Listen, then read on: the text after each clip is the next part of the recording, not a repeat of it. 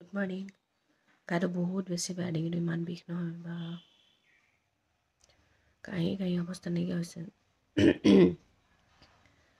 কালি আহিলে এনেকুৱা জ্বৰ মানে এতিয়া গোটেই গাটো বিষ। এনি টাইম মাৰিয়াক লৈ থকা ধেমালি, গাড়ীতে হওক খোজকাঢ়োঁতে হওক লওঁতে এতিয়া পূৰা বিষ ওলাই গৈছে। চকুকেইটাও মেলিব পৰা নাই মানে ইমানেই বিষ। ৰাতিটো কাঁহোতে জিৰাই ওলাব যেন ইমান বিষ হৈছে অ' ভগৱান।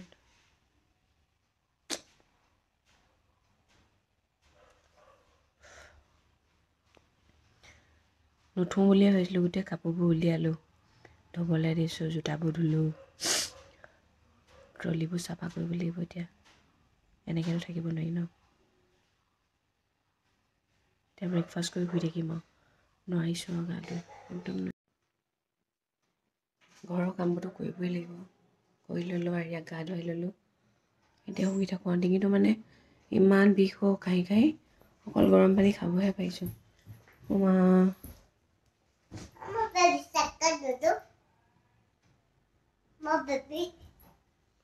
তোমাৰ গাটো বেয়া লাগিছে নি মা?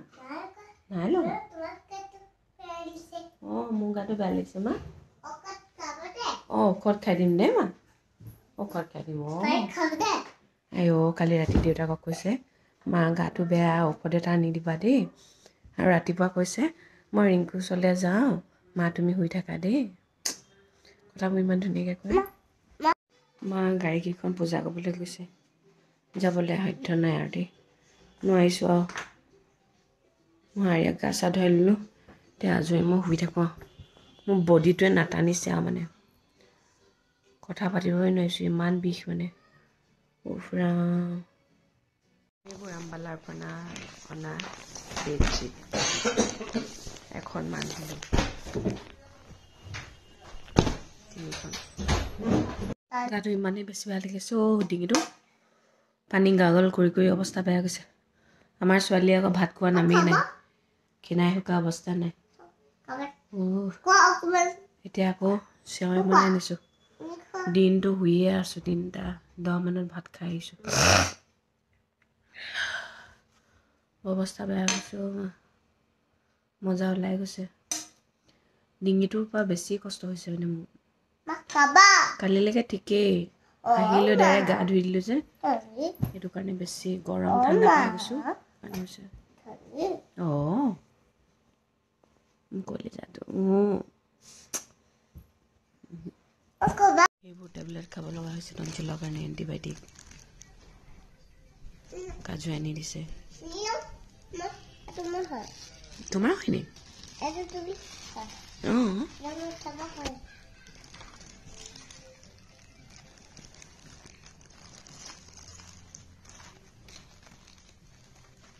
দিয়া মা মোক দিয়া।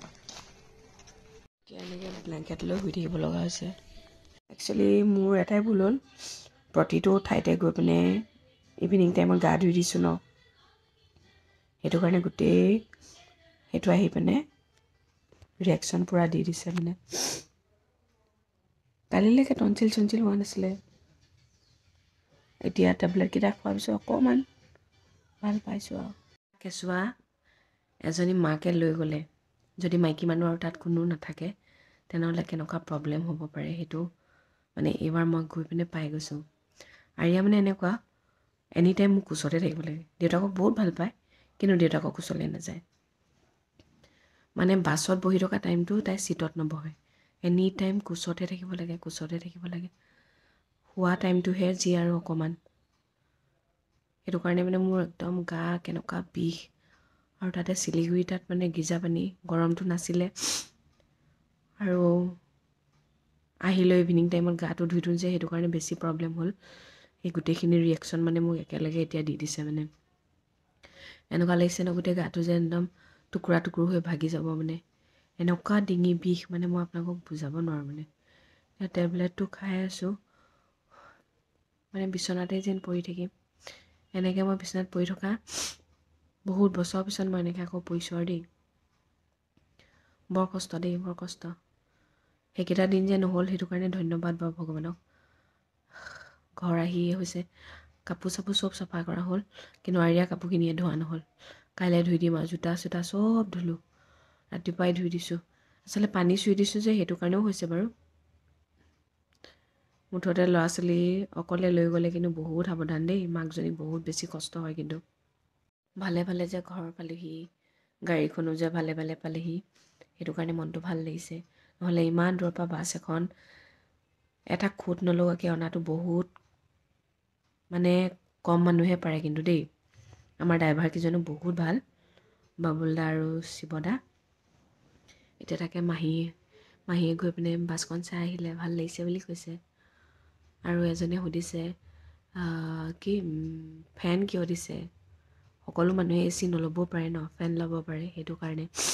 সকলো মানুহে এ চি ল'ব নোৱাৰে নহয়।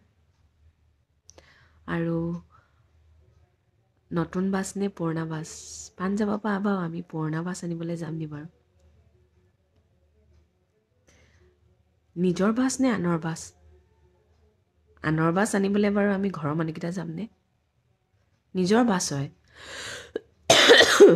আৰু বহুতে বহুত কুৱেশ্যন কৰিছে, কি ক'ম আৰু। আমি বাছ আনিছোঁ, আমাৰ সুবিধা মতে আমি যিটো লাইন দিব পাৰোঁ সেইটো দিম ন। বেলেগৰ সুবিধা মতে আমি দিব নোৱাৰিম নহয়।